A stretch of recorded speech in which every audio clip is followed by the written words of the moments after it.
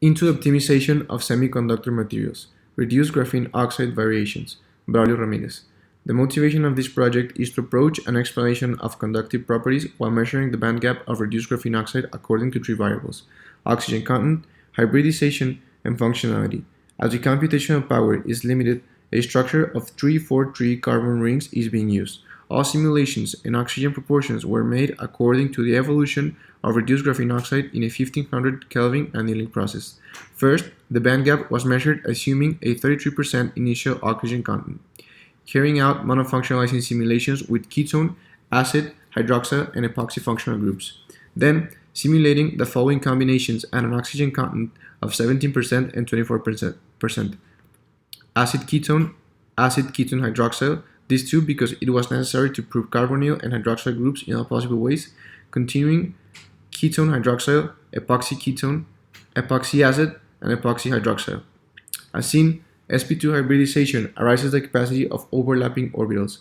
Variation in between sp2 and sp3 carbon results in a higher possibility of a degeneracy effect.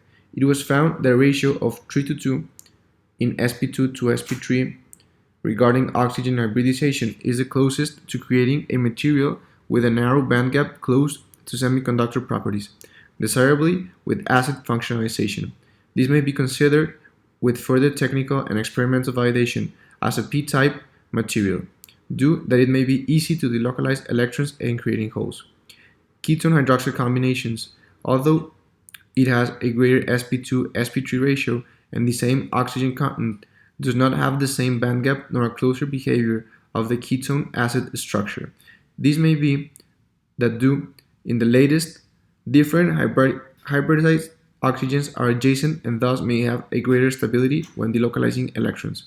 Oxygen content decreases semiconductor properties, thus reducing the structure that may lead to higher conductivity properties.